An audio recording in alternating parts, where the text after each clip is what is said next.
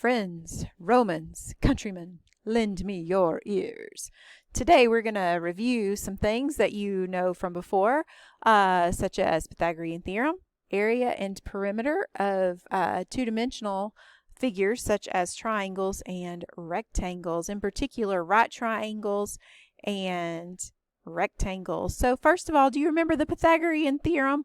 Most of you probably remember it as a squared plus b squared equals c squared. Remember that the important part here is that the legs have to be a and b. So a is a leg and b is a leg and c is the hypotenuse. Oops, look, I really messed that up. Let's fix that. All right, so C is the hypotenuse.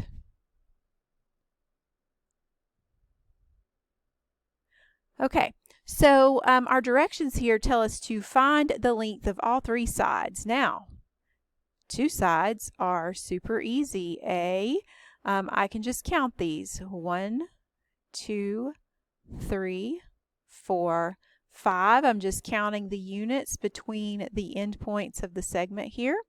All right, so that's 1 unit, 2, 3, 4, 5. So A equals 5 units.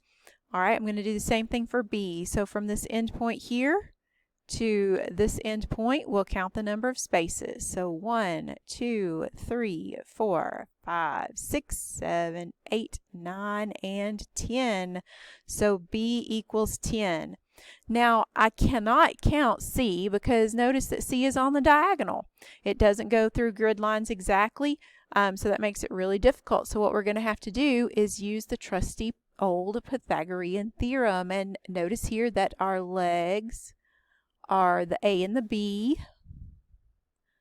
Okay. And then this one is our hypotenuse. Okay, so let's solve that. So a squared plus b squared equals c squared. In this case, 5 squared plus 10 squared equals c squared.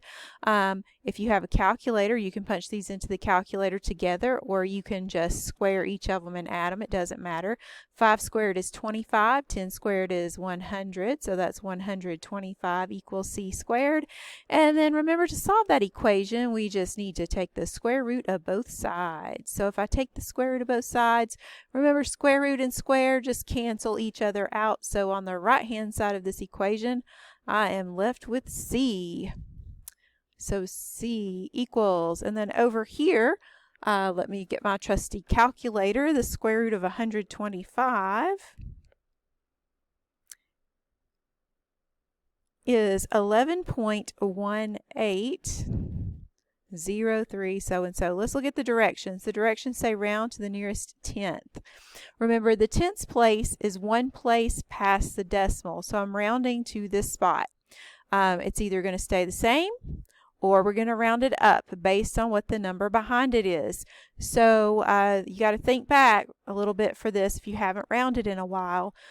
If the number behind where you're rounding to is 5 or greater, you round this number up. If it is 5 or less than 5, you keep this number the same. So it's either going to stay the same or round up. It's not going to go down. So this 11 is going to stay. And then this 1, I have to decide if it's going to stay 1 or round up. And in this case, 8 is bigger than 5. It's 5 or larger, so I'm going to make that a 2. It will round up. All right. So A is 5, B is 10, and C is 11.2. All right, let's look and see what else we have for today. Some things to remember about the Pythagorean theorem. What type of triangle does it have to be? Well, it has to be a right triangle.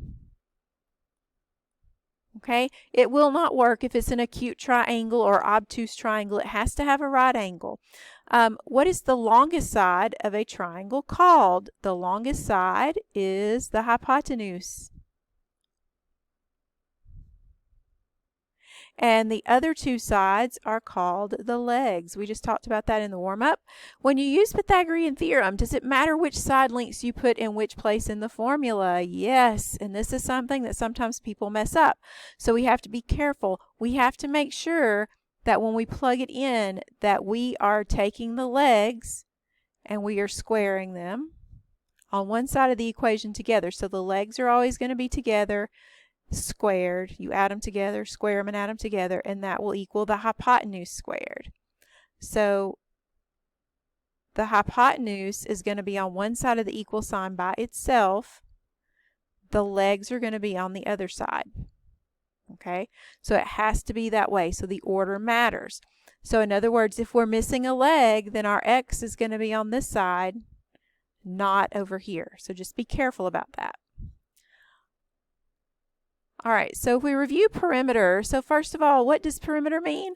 Remember, perimeter is the distance around something. So if you think about some highways, if we think about 285, people often call that the perimeter. That's because it goes around the city of Atlanta. Perimeter is just the distance around. So a polygon, remember, is a shape that has straight sides. It's as simple as that.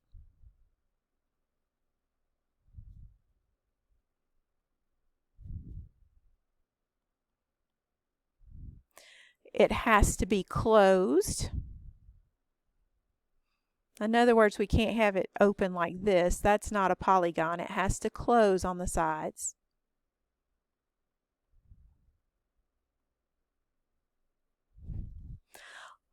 All right, how would you find the perimeter of any polygon? So if you know the length of all the sides, you just add them together.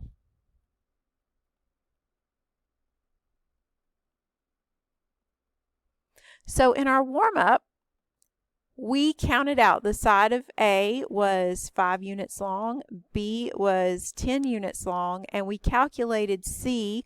Let's go back and see what that was. C was 11.2. So 11.2. So if I want to know the perimeter of this triangle, it's going to be 5 plus 10 plus 11.2. And then we just add those together. So the perimeter is going to be, let's see, 5 plus 10 plus 11.2. All right, is 26.2. So 26.2 units. Remember, perimeter is a linear measurement. In other words, we're going straight from here to here. It's a two-dimensional. It's not three-dimensional, so it's just flat or linear. Okay, in other words, it's not squared units. Perimeter is just plain old linear units.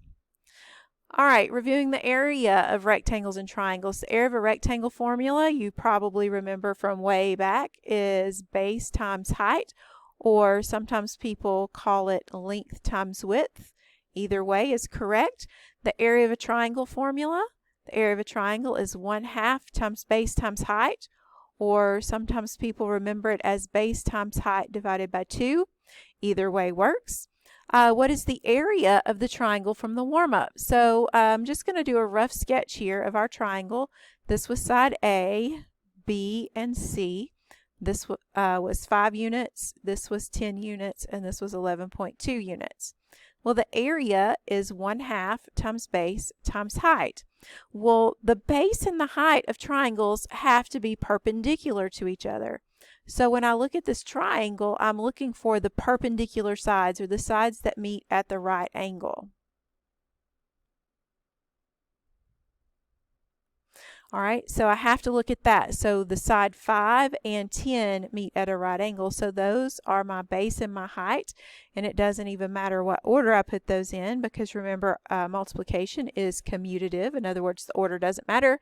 So 1/2 times 5 times 10 would give me 25 units. And this is area, so it's squared. In other words, we're looking for the space inside. So that is square units.